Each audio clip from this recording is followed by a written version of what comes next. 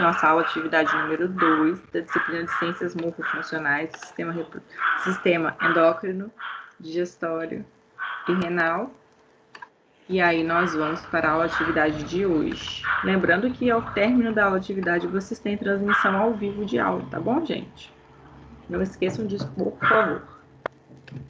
Alguém hoje quer ler o texto? Marla já é minha assistente oficial, né? Ela já sabe disso. Se quiser, eu posso ler, não tem problema não. Então vamos embora, senão vai ficar só minha voz aqui o tempo todo, vai ficar enjoado. A hora que puder começar, você fala. Pode começar. Bactérias do intestino podem ser usadas para prever ocorrência de câncer coloretal. O microbioma, conjunto de micro-organismos presentes no intestino, pode ser usado para prever a ocorrência do câncer coloretal. O segundo tipo, mais frequente em mulheres, e o terceiro entre os homens. Uma pesquisa feita por uma equipe internacional com participação brasileira identificou padrões no microbioma intestinal que independem da cultura alimentar das populações estudadas, e detectou associação entre alterações nesse padrão e a ocorrência de câncer coloretal. A descoberta abre caminho para o desenvolvimento de exames não invasivos capazes de prever a ocorrência da doença.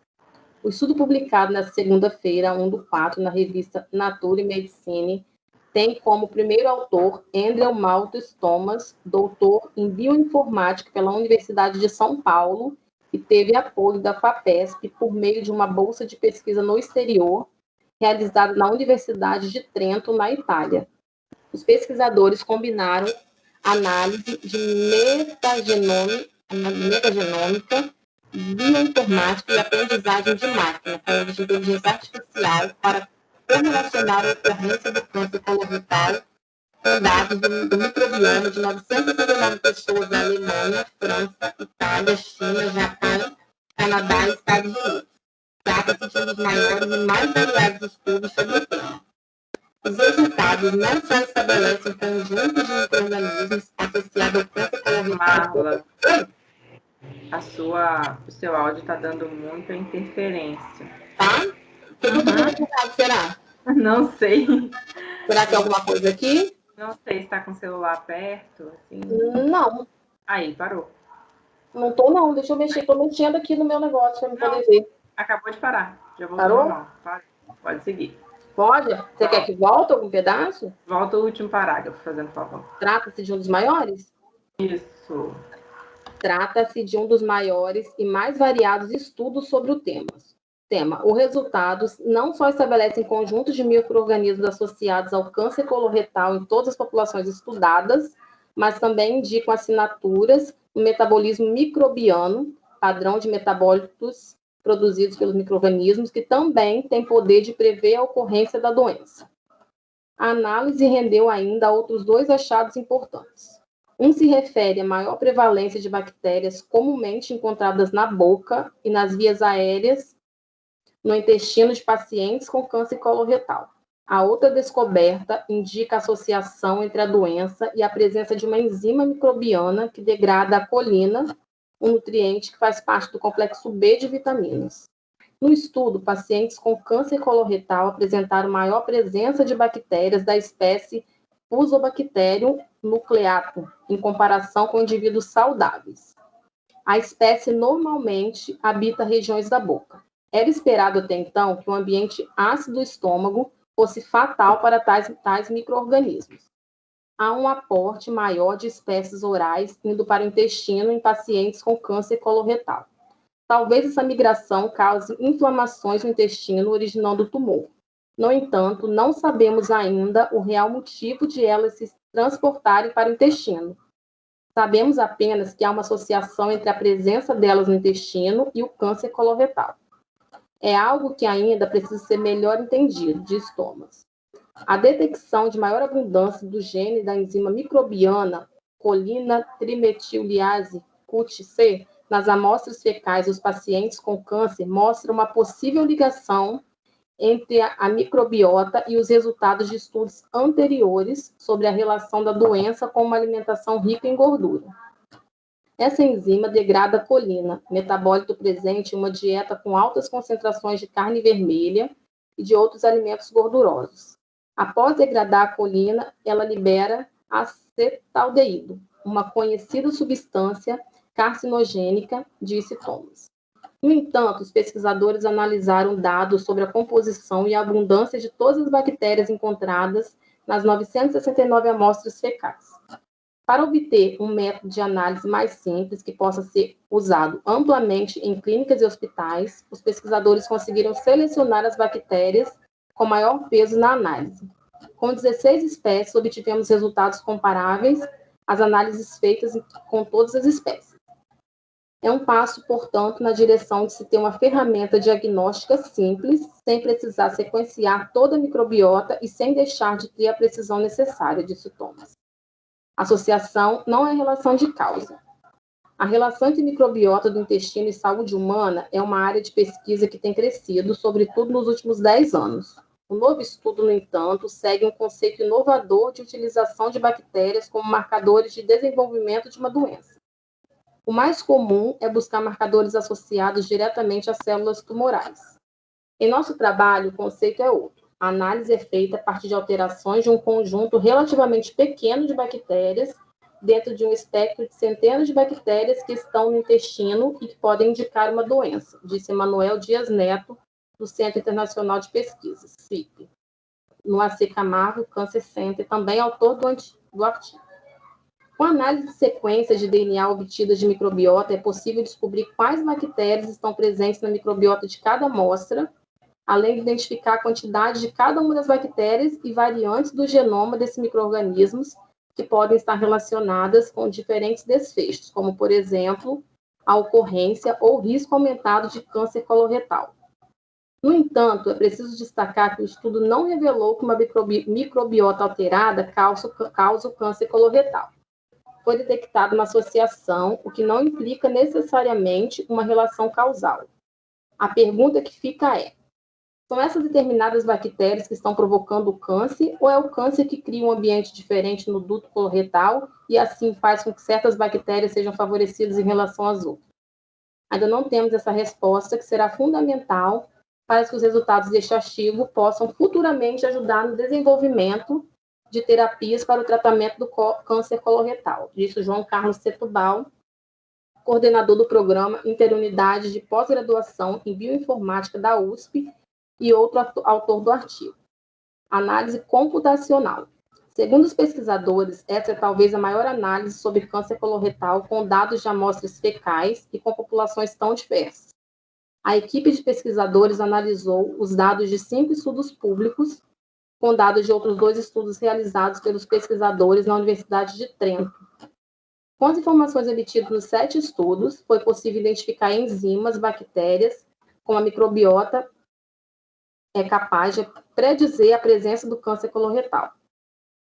Os dados de outros 2 estudos, com mais de 200 amostras, foram usados para validar os achados. O sequenciamento de DNA das amostras, cuja análise exige distinguir entre DNA da microbiota e DNA humano, foi uma forma de identificar e quantificar as espécies de micro-organismos e seus genes presentes nessas amostras.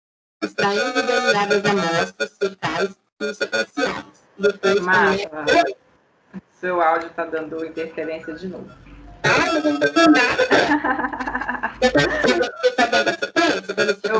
Eu dou sequência. Vamos voltar aqui. O sequenciamento de DNA das amostras, cuja análise exige distinguir entre DNA da microbiota e DNA humano, foi uma forma de identificar e quantificar as espécies de micro-organismos e seus genes presentes nessas amostras. Extraímos o DNA das amostras fecais e o sequenciamos. Depois, com métodos computacionais, analisamos os dados. Conseguimos identificar e quantificar quais espécies estavam presentes e qual era a abundância dos genes, disse Thomas. Por serem dados oriundos de estudos diferentes, os pesquisadores usaram métodos estatísticos sofisticados para analisá-los em conjunto. Empregamos análises estatísticas que são usadas para fazer meta-análise e também foram utilizadas técnicas de aprendizado de máquina para compreendermos o quão preditivos são os resultados, disse Thomas. Além de validar os dados, O grupo de Nicola Sagata, da Universidade de Trento, líder do projeto, teve seus resultados reforçados por outro estudo realizado na European Molecular Biology Laboratory, na Alemanha. Os cientistas desse instituto também estudaram a relação entre microbioma e câncer e tiveram um artigo publicado na mesma edição da mesma revista. Ao longo da preparação dos artigos, trocamos dados e informações com o outro grupo, numa parceria que se mostrou muito importante para reforçar nossos achados. Apesar de usarmos técnicas de aprendizagem de máquina e métodos estatísticos diferentes, chegamos ao mesmo resultado, que o microbioma intestinal é capaz de predizer a presença de câncer coloretal em diferentes populações e estudos de sintomas. Esse é um artigo de 1º de abril de 2009, chamado Bactérias do intestino podem ser usadas para prever a ocorrência de câncer coloretal. Antes da gente falar sobre a resposta, né, as perguntas e as respostas, vou voltar aqui na tela de vocês. Esse artigo foi publicado, então, em 2019. Vou ensinar uma coisinha para vocês sobre onco. Onco é a minha especialidade, né, gente? Então, foi isso. Deixa eu aproveitar. A gente tem um Instituto Nacional, que é referência para o lançamento de dados epidemiológicos do câncer, é o INCA. O INCA divulga dados que são bianuais, né? A gente chamava de biênio. Então, a gente teve o biênio 2018-2019, com publicação dos dados, e aí todos os artigos publicados sobre o tema no Brasil envolvem essa estatística do INCA para o ano de 2018-2019. Com a pandemia, né, em 2020, a gente tinha que publicar uma nova estatística, então o INCA publicou uma estatística agora válida para triênio. E aí, no triênio 2020, 2021 e 2022, a gente teve uma mudança de cenário do câncer coloretal. Eu acredito que muitos de vocês também não sabiam da potencialidade de aparecimento de câncer de cólon e reto. Eu vou espelhar minha tela aqui para vocês.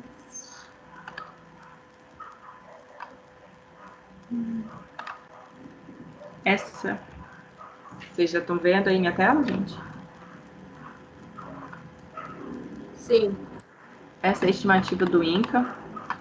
Eu separei aqui homens e mulheres para ficar mais fácil de vocês entenderem. Ó, distribuição proporcional dos 10 tipos de câncer mais incidência estimados para 2020, por sexo, exceto pele e não melanoma, que é o câncer mais comum.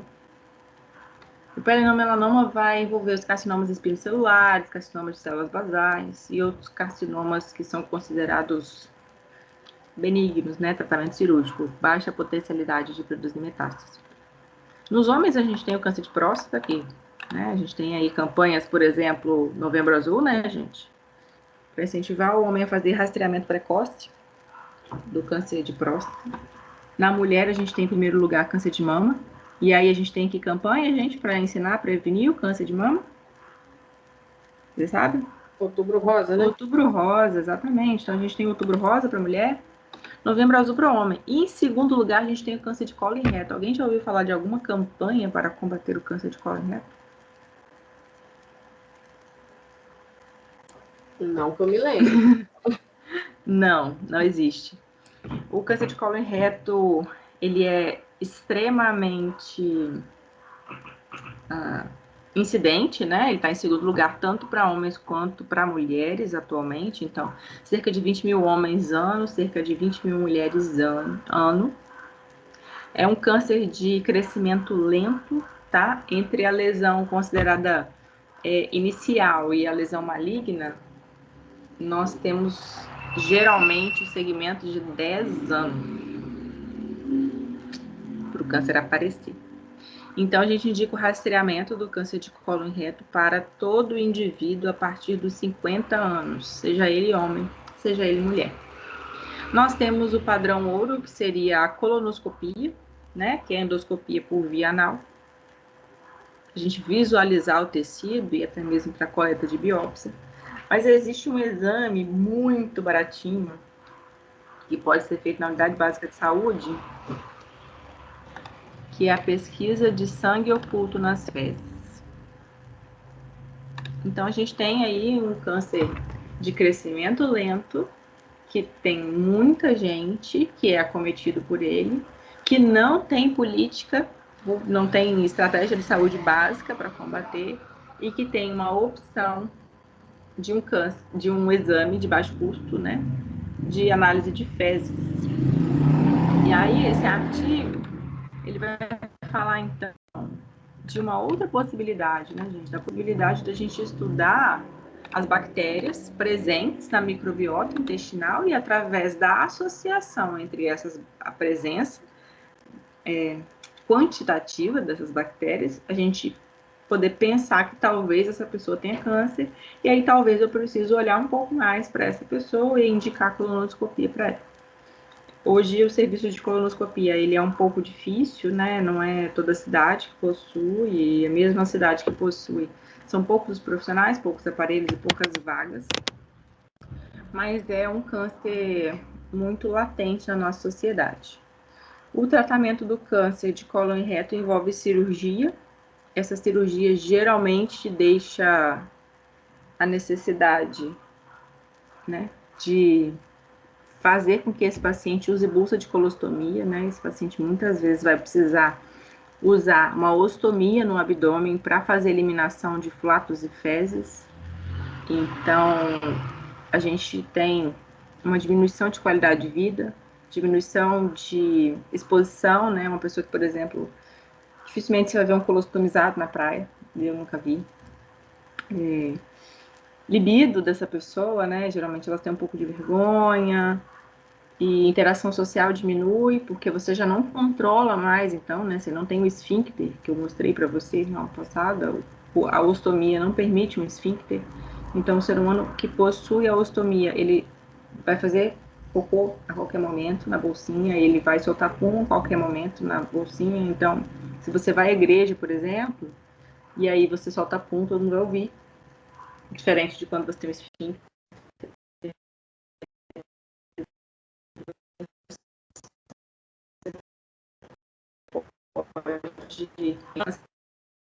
Visto que ele se desenvolve lentamente, ele também faz metástase de forma mais lenta. Então, ele não é um câncer de alta mortalidade, geralmente o desfecho ele é positivo, mas a gente tem essa questão da adaptação da fisiologia intestinal por conta da colostomia.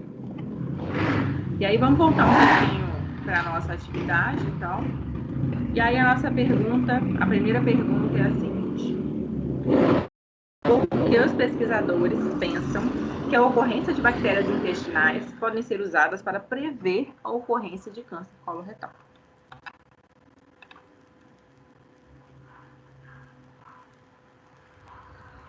Alguém quer tentar a resposta?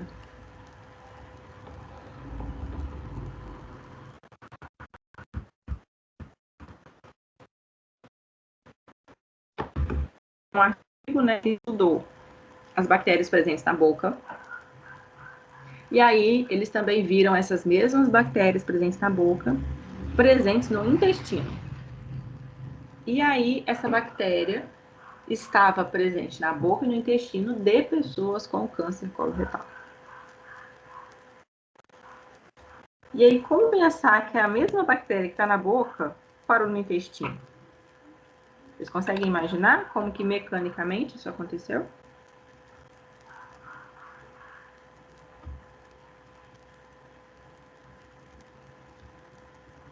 Gente, ninguém? Vocês estão vivos? Tem alguém aí? Olha, a galera tá toda no WhatsApp, gente. Coisa feia. Para lembrar um pouquinho da aula passada, eu mostrei para vocês o circuito do trato gastrointestinal. Ele começa na boca e ele termina no ânus. E ele é um tubo único e contínuo, unidirecional, né? A gente engole pela boca e excreta pelo ânus. Eu também expliquei para vocês que a gente tem basicamente a mesma constituição tecidual, só que a gente muda as quantidades. Então, no esôfago a gente tem mais músculo, no intestino a gente tem mais vilosidade, no estômago a gente tem mais excreção de ácido.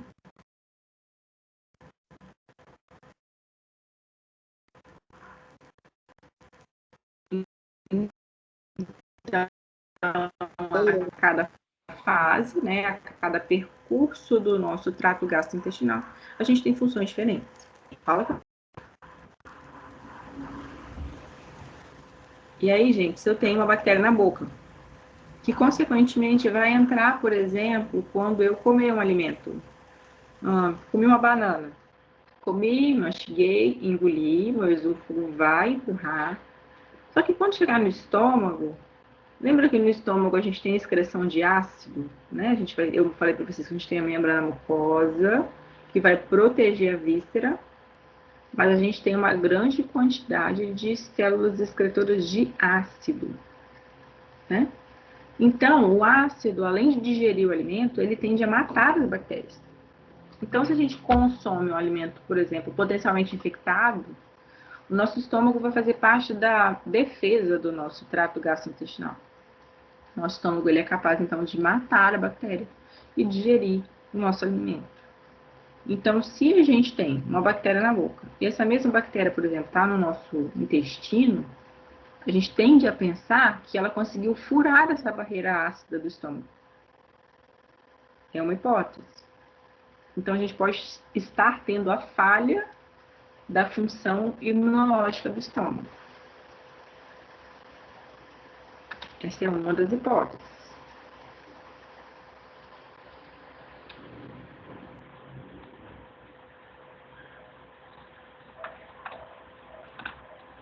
E a outra hipótese que o texto vai falar é a possibilidade de o próprio tumor criar um ambiente propício para que isso aconteça, para que a bactéria faça a migração e a colonização de outras áreas.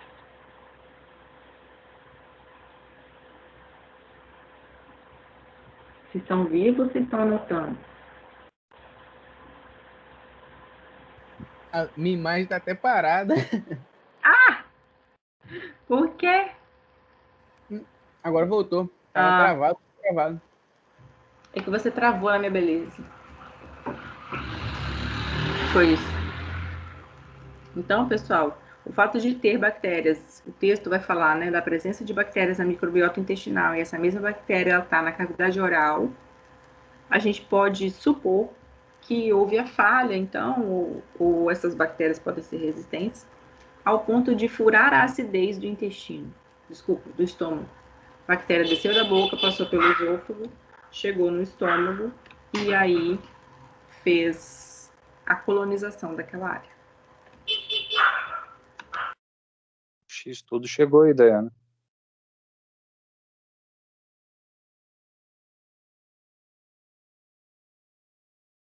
Dayana, seu áudio está fechado.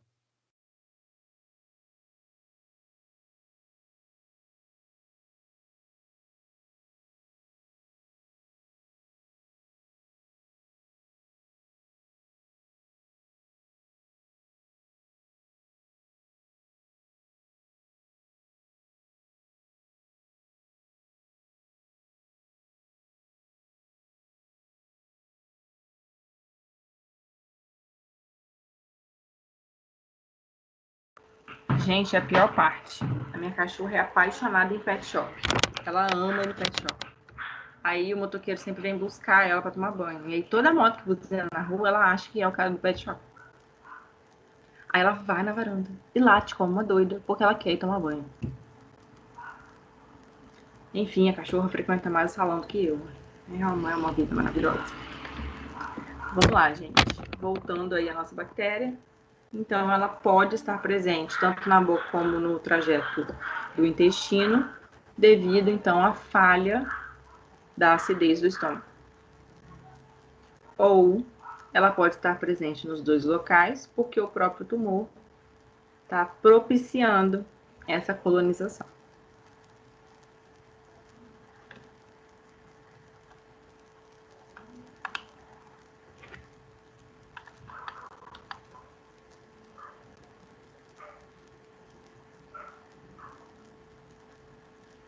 Vocês anotaram?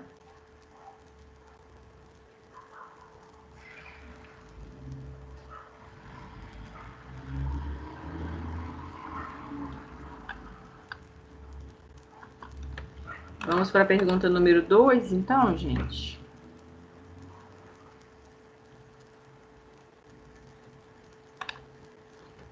A pergunta número 2 é: podemos dizer que a relação causal microbiota e câncer coloretal é certa? De acordo com o autor do texto?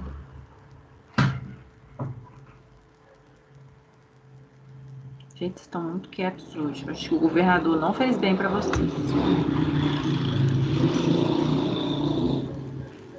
Só pode.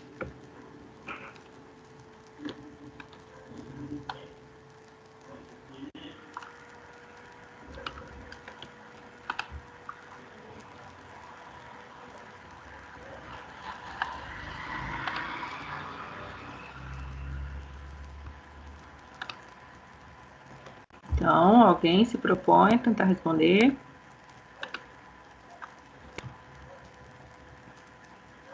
Podemos dizer que a relação causal microbiota e câncer coloretal é certa?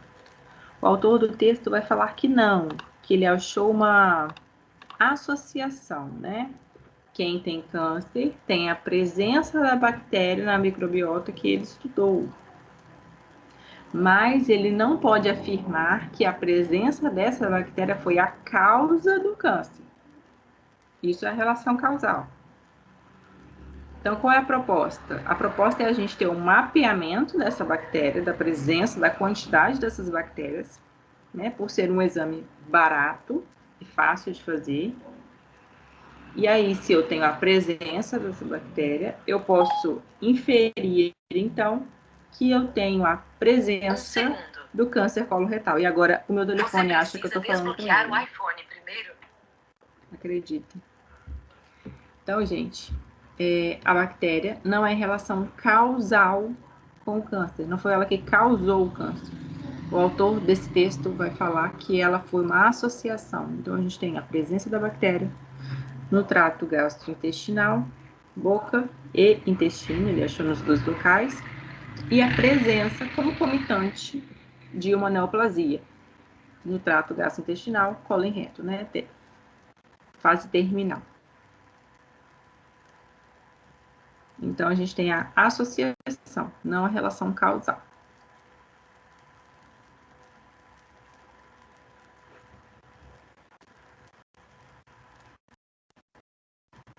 Estão muito quietos, mas ninguém perguntou o mais importante, gente. Vocês viram lá o que essa bactéria consome? O que alimenta ela?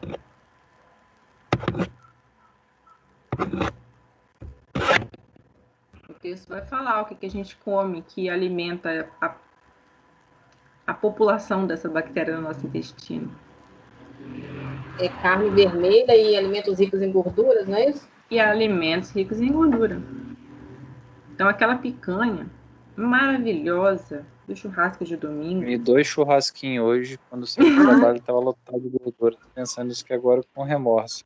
Tadinho da picanha, não mexe com ela não, hein?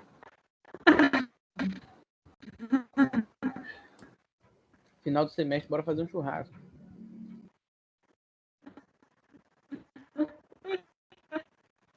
Pois é, gente. Ela é nociva pro... Mas então, o câncer coloretal, voltando aí para a fisioterapia, a gente tem alto número de pessoas. Eu garanto que nem 10% de vocês sabiam que hoje ele estava em segundo lugar na população. Tá? Tem mais câncer coloretal do que câncer de pulmão, gente. Então, a gente faz campanha contra o tabagismo, a gente faz campanha para rastreio precoce de câncer de mama, a gente faz campanha para rastreio precoce do câncer de próstata, mas a gente não tem campanha para conscientização e rastreio precoce do câncer de colo e reto. O câncer de colo e reto, então, apesar de ter uma baixa letalidade, também mata, tá, gente? Ele só mata um pouco menos. O que mais mata hoje é o de pulmão. Ele tem uma baixa letalidade, ele tem um alto impacto na qualidade de vida. Tá? A qualidade de vida ele é autorrelatado. Tá? Eu não posso medir a qualidade de vida do indivíduo, é só ele que pode medir. Então, se você pegar aí um cara de 60 anos, que pensou que trabalhou a vida inteira para começar a viver um momento de desfrutar da sua aposentadoria ou dos anos finais de trabalho para ingressar na aposentadoria e ele tem um tratamento como esse, isso vai causar um impacto muito grande. É a mesma coisa na mulher. E aí, falando de fisioterapia, é um câncer que tem impacto, então, nos hábitos alimentares. E a gente não está falando de nutrição, tá, gente? A gente está falando de conscientização alimentar. E isso também é na nossa alçada profissional. Todo paciente que a gente for entrevistar, fazer nossa avaliação, a gente precisa perguntar como que é a sua alimentação, como é a sua ingesta hídrica. Então, no câncer de colo e reto, a gente tem hábitos alimentares, em primeiro lugar, e aí consumo de carne vermelha, consumo de industrializados, consumo de alimentos gordurosos, baixa ingesta hídrica e baixo consumo de fibras. A gente tem que pensar o seguinte, né? Quanto melhor eu comer, mais alimento eu vou absorver e mais rápido eu vou excretar. Então, qualquer alimento que for lesivo, vamos pensar na minha banana de novo, se eu comer uma banana que está potencialmente infectada e o meu estômago não conseguir me defender, e eu excretar essa banana rápido, ela vai ficar menos tempo fazendo lesão no meu intestino. Agora, se eu demorar a excretar essa banana, ela vai ficar mais tempo dentro do meu intestino, causando processo inflamatório e potencialmente levando a minha mucosa a desenvolver um câncer. Então, ingesta hídrica é muito importante para o câncer de colo e reto. Hábitos alimentares saudáveis e prática de atividade física. Grande parte dos pacientes que são diagnosticados com esse tipo de tumor são sedentários de tudo. Baixa massa muscular e alta taxa de gordura no corpo. Então, sim, é um câncer de estilo de vida. Triste, mas é real.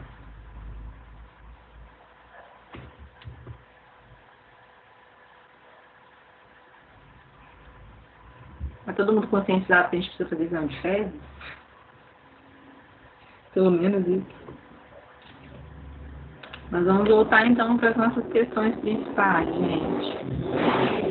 Porque os pesquisadores pensam que a ocorrência de bactérias intestinais podem ser usadas para prever a ocorrência do câncer coloretal.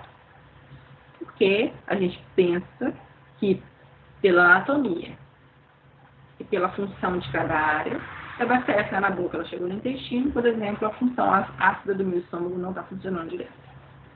E aí eu perdi a área protetora, né, a defesa do meu trato gastrointestinal.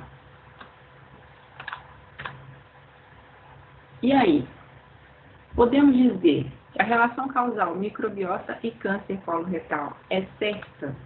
Não. A gente não pode dizer que a bactéria causou o câncer. A gente pode dizer, baseado nesse estudo, que quem tem câncer tem essa bactéria. E é uma associação, e não uma causa. Não é causa, um não causa o outro. Conseguiram compreender? Sim. Eu dei muita cola para vocês hoje, eu não tô gostando disso. Vocês eram mais participativos. Vou puxar a orelha de vocês.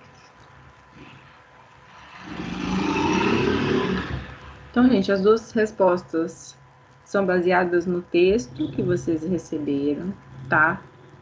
Leiam o texto de novo. Entendam o que é essa bactéria, aonde ela está posicionada, da onde ela migrou para onde. Pega o atlas de vocês, olhem o trajeto, e aí vocês vão ver a quantidade de metros que essa bactéria percorreu. Então você pensa, meu Deus, como que ela andou tanto? Uma coisinha microscópica, né? A gente viu lá as células, o tamanhozinho das células. E ela conseguiu andar todo esse tecido. Essa bactéria, ela é bem resistente. E a outra coisa é, ela é muito resistente e ela está presente em quem tem câncer. E aí, por que ela está presente em quem tem câncer? Talvez porque o câncer seja tão lesivo a ponto de facilitar que essas células sobrevivam num ambiente em que elas, notadamente, não sobreviveriam. Não precisa decorar sobre o câncer coloretal, não é o tema. Sempre uso esse momento para meio que fazer uma campanha mesmo, né? De forma geral, o câncer está aí, é a segunda causa de mortes no mundo e com previsão de até o ano de 2050 ser a primeira causa de mortes no mundo. E se o Covid deixar, né? Mas é isso. Eu Espero que vocês tenham aproveitado alguma coisa desse texto e desse momento. Eu estou aqui para esclarecer as dúvidas de vocês, mas a gente precisa também interagir para que essas dúvidas surjam. Adeilson, para de comer churrasquinho depois que sai do trabalho, por favor. Fica tudo saudável. E a picanha do final de semana, ela tá suspensa também. Só de vez em quando, tá, gente? Não pode ser todo final de semana. Até porque tá muito caro também. Não dá pra ficar comprando picanha todo final de semana. Eu não como picanha há uns meses. Tá muito caro. Eu não como há uns anos. Eu não... fazer uma vaquinha dá pra comprar, hein? Mas aí, tipo, é 1,2 kg pra todo mundo, né? Cada um vai comer só uma lasquinha. Não, tá baratinho, tá R$60 o quilo ainda. Aonde, Misael? Ó, aonde? Esse dia nós fizemos churrasco só de picanha aqui. Não, essa picanha você trouxe da Argentina, meu irmão. É, o único lugar que a carne é barata. É na Argentina. É na Argentina. O não, rodízio mas mais... promoção do Jussi. Uhum. Aqui, ó. Tô de olho. A cara pra caramba. Pessoal, então vamos focar agora na aula. Já são 7:50. Vamos encerrar. Revisem o texto. Escrevam as respostas. Treinamento é importante. A gente meio que subestima o sistema digestório, né? Porque parece que é tão nojento, tão sem graça. Mas ele é importantíssimo. Existem doenças, para vocês terem ideia, que afetam tanto a possibilidade de defesa do trato gastrointestinal que a pessoa não pode comer alimento cru. Eu tenho pacientes, por exemplo, que podem tomar Coca-Cola, mas não podem tomar um suco de laranja. Porque o suco de laranja pode infectar elas. É importante pra caramba. Vou deixar vocês aí. Desejo uma boa noite, uma boa aula mais tarde. Eu estou disponível, tanto aqui como no WhatsApp. Vocês sabem onde me encontrar. Infelizmente, na quinta-feira, a gente não vai poder se ver lá na faculdade. A gente vai poder se encontrar aqui pelo Teams. Isso vai ser por um tempo, né? Nós já vivemos isso há um ano atrás. Mas há um ano atrás, a doença não estava tão latente como ela está agora. Então, eu volto a reforçar com vocês. Se cuidem. Evitem aglomerar. Por sair, use máscara. A doença, hoje, ela está mais agressiva. Então... os sintomas estão piores, mesmo em quem fica em casa, mesmo em quem não tem hospitalização. Vamos orar pela cura ou pela vacina para a população, né? Porque isso também poderia fazer um grande impacto positivo, pelo menos é o que a gente espera. E a gente espera, de fato, dias melhores no menor lapso de tempo possível. Fiquem com Deus, boa noite, se cuidem e estudem. Porque vocês estão vendo, né? É o profissional de saúde que está mudando esse cenário, gente. É o cientista que está mudando esse cenário. E a gente faz parte desse processo. Independente da área que vocês vão escolher, vocês vão mudar o cenário que vocês vão se inserir. E aí a gente quer mudar positivamente, não negativamente. Então vamos esforçar para ser bons profissionais, para a gente mudar o mundo positivamente, mesmo que seja um mundo ao nosso redor. Fiquem com Deus. Boa noite. E boa aula daqui a pouquinho. Boa noite. Fica com Deus. Boa noite, pessoal. Boa noite, até a próxima.